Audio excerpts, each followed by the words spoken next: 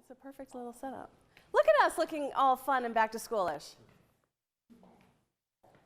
Will they nod at me if I say something wrong? Yes, they actually, and then they zoom right in on you too. You're like, no.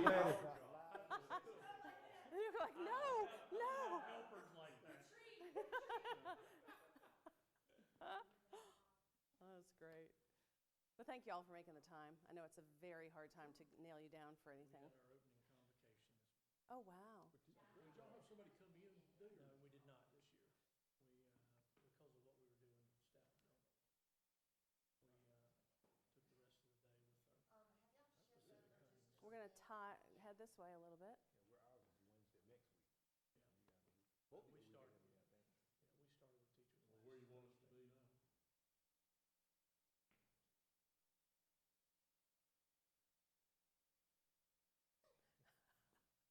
No, you're better not to, I think. Yeah, note to self. You want that button. Go pa-ping. Though Randall and I probably find it pretty entertaining. I'm not sure that you would. That was awesome. I told my crew this morning, I said, we've got some wellness stuff going on.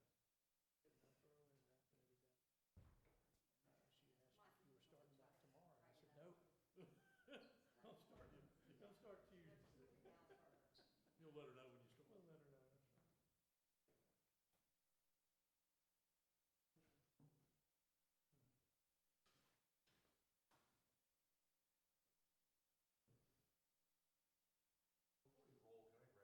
Yeah, oh, please do. That would be awesome. I would love one. Would you send it to me too? Of course. That would be great. Yeah. Are we all smiling? Yeah. All right, here we go. Nice. I love your background, by the way. Thanks. It's bright and cheerful. Yeah. Thank you. Thank you. Okay. Sorry. Oh. Are we good? Too far? Are we good? Oh, I was like, who's making that noise? It's the police. That is one thing that's interesting here. Yeah. Occasionally we get construction noise as well, because there's still things being built around us. So that's entertaining. But hopefully not now. Oh, I bet. Are we good? All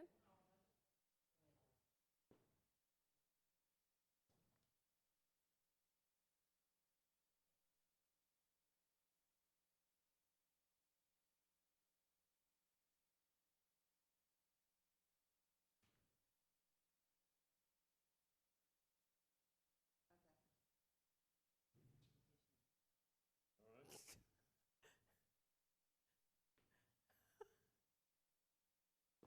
Uh-oh, is she going to make me move? I don't have to move? All right. I did good? Wow. And we're looking at you. Yeah. And then that's the conversation. Yeah.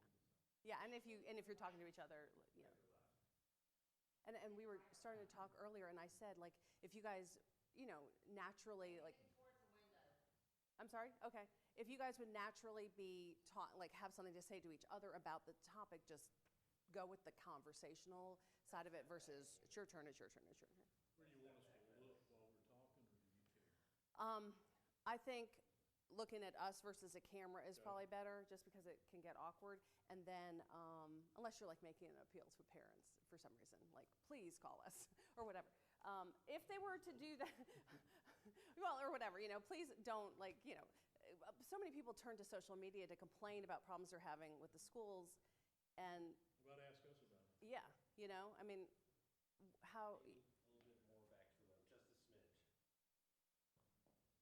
is that good? Okay. It looks like I don't like them, but I do. Yes, there are people, I don't hear them, but there are people talking to her and him. They're not talking to me. Right. So we're all left out. Okay. All I need to know is where the X is, and I'll just stand there and I'll be good. That's right. If I can keep from I don't know. I don't bobbing know my head up teleprompter. and What am down. I going to do here? Dr. Royster, can you give me a count for 20, please? A count to 20? Yes. 1, 2, 3, 4, 5, 6, 7, 8, 9, 10, 11, 12, 13, 14, 15, 16, 17, 18, 19, 20. That's our Burt. Count some new FTEs just that quickly. 1, 2, 3, 4, 5, 6, 7, 8, 9, 10, 2, 4, 6, 8. Who do we appreciate? School superintendents, of course, for showing up today. Thank you so much. 1, 2, 3. Okay. Dr. Gary? 1, 2, 3, 4, 5, 6, 7, 8, 9, 10, 11, 12, 13, 14, 15, 16, 17, 18, 19, 20. She wants to know if I can make it all the way You through. did good, Gerald. Gerald will be proud. 1, 2, 3, 4, 5, 6, 7. See that? Yeah, that's pretty High good. achiever right there, See, buddy. there you go. You only had to you- count to 7? Only had Or to was she make 7. concerned you would become confused after you got past 10? Yeah, she want to confuse you on camera, you know. Man, he's a great superintendent. He just can't count it. Worry about our money. Dr. Gary. Making the jokes. Dr. Gary's got the jokes. No. Are we good? Oh, is someone rolling on this? I guess that would be an important question to ask. Okay, I'll great. tell another joke. You know, just to make sure. Yeah. Be fun if we just did this for ourselves, right? Because you're the one about. That would be the worst.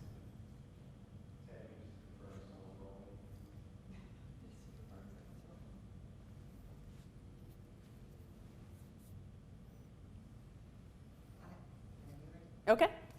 Stand by. Here we go. 3, 2, 1.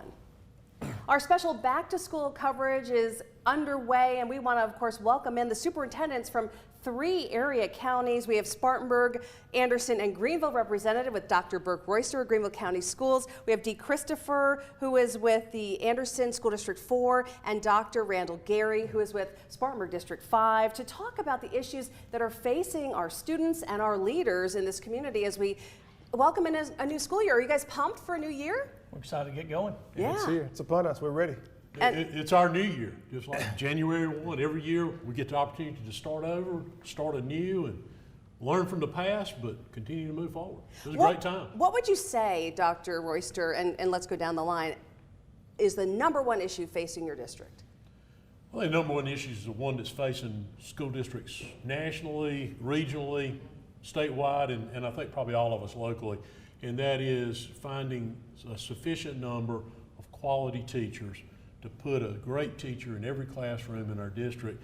That's becoming a more and more challenging responsibility that we have.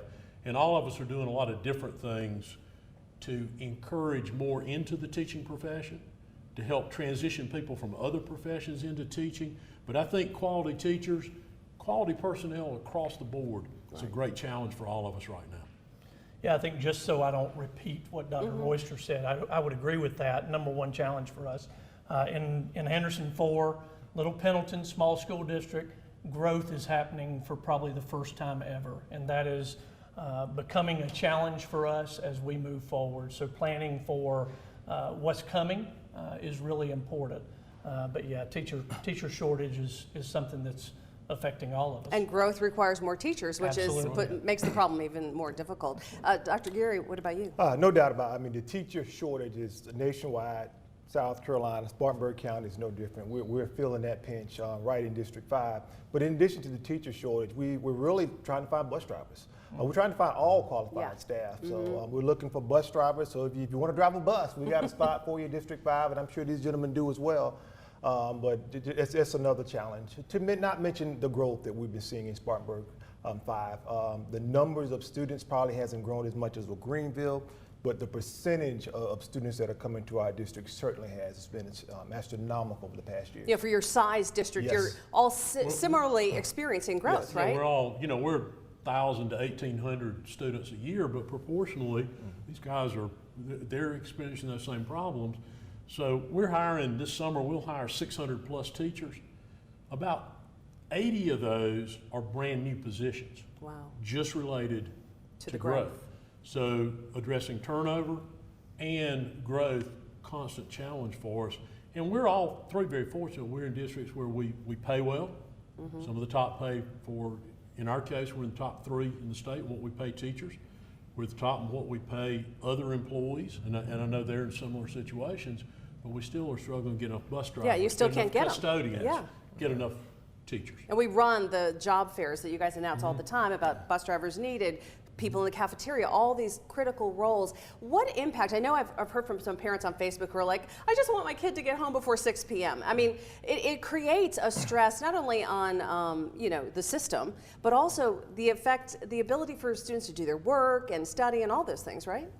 It's definitely a domino effect. So even when you are fully staffed on a good day, if something happens, there's an accident on the highway or somebody's out sick and there's not an alternate person to run that route, you find yourself having to do a double route. Yeah.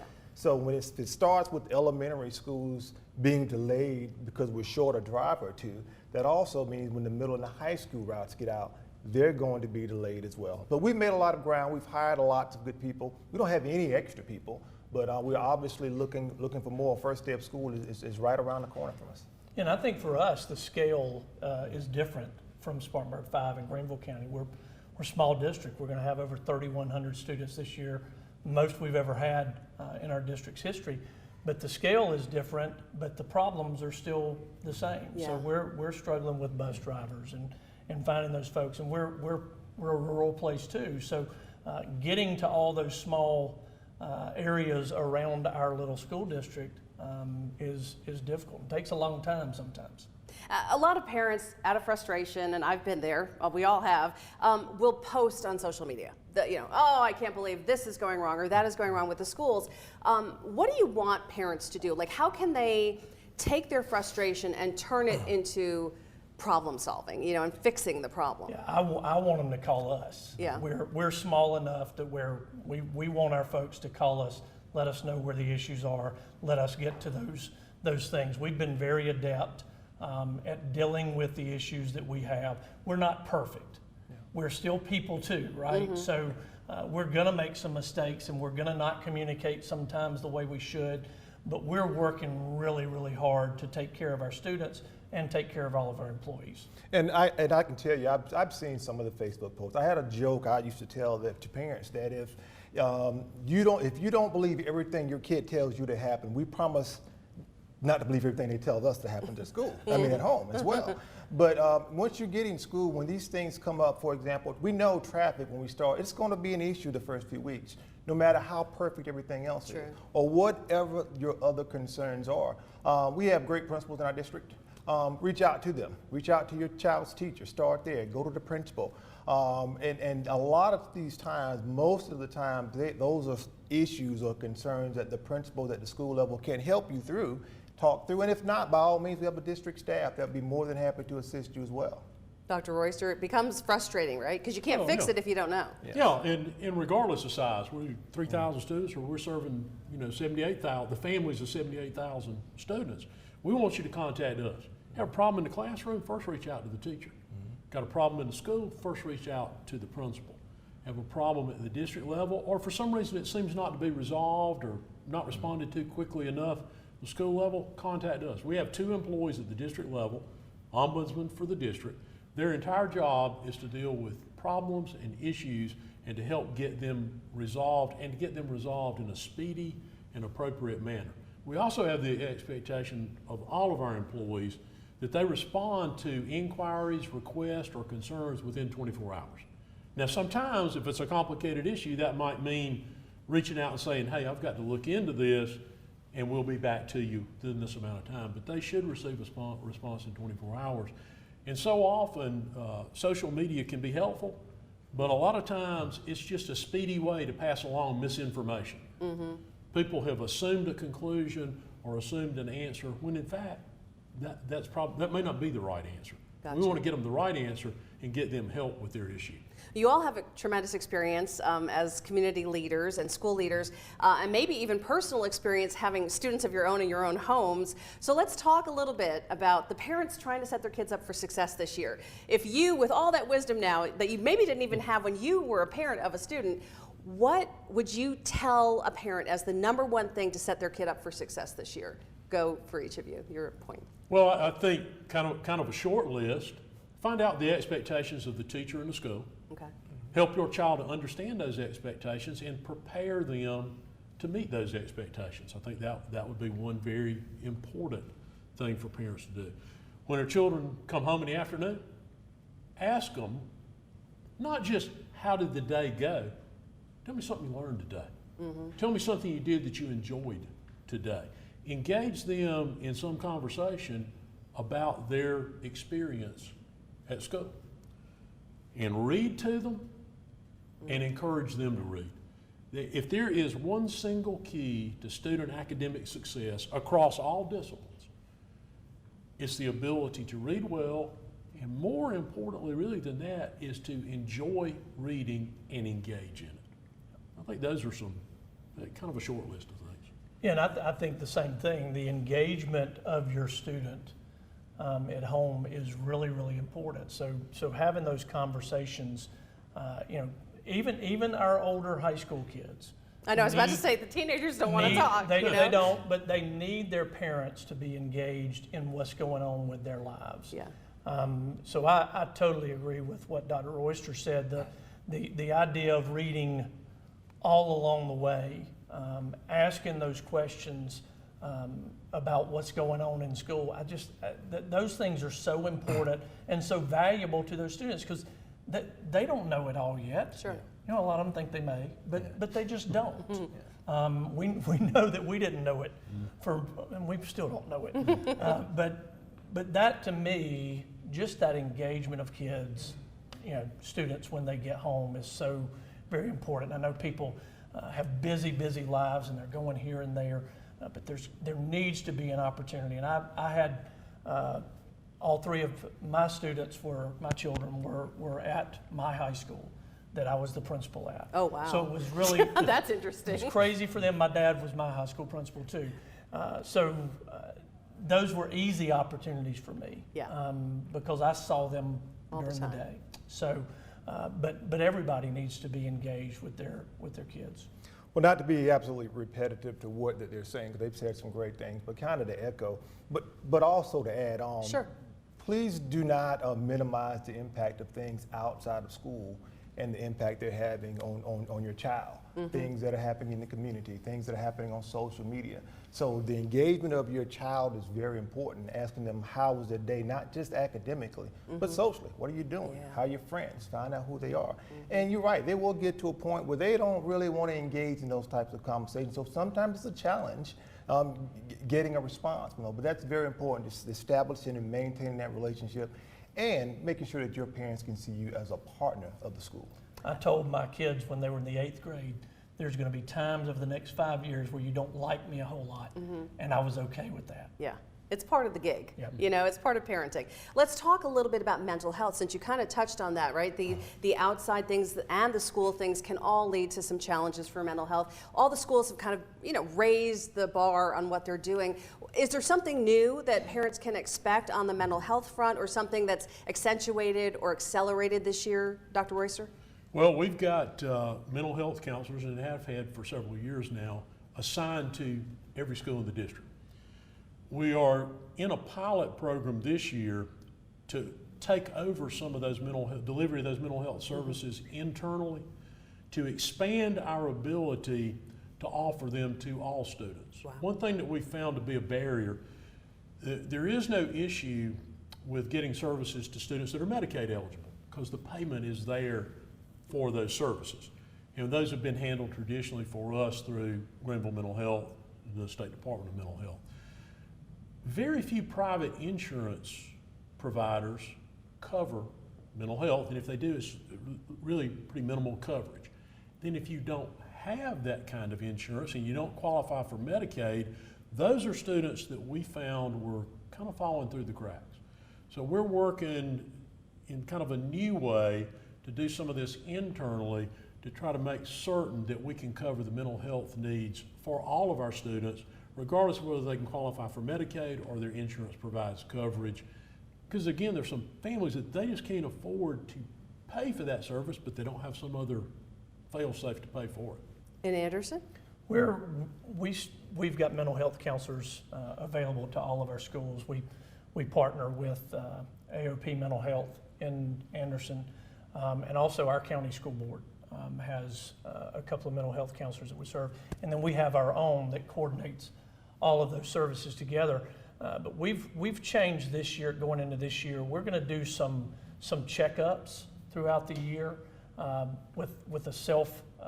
We created our own diagnostic tool to use with our students, which we think is going to give us a better indication of the needs of individual students going forward. So that's really what we've changed. But we've done a really good job over the last year, especially with some of the simple changes that we made to serve as many students as we possibly can. Sure.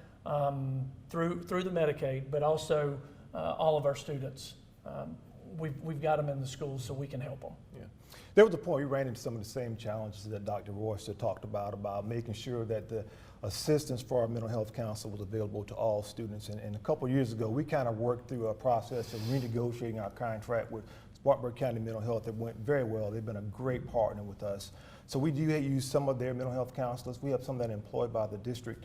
And this year, and we also have in our community the Middle Tiger Community Center that offers mental health counseling and resources and other types of things.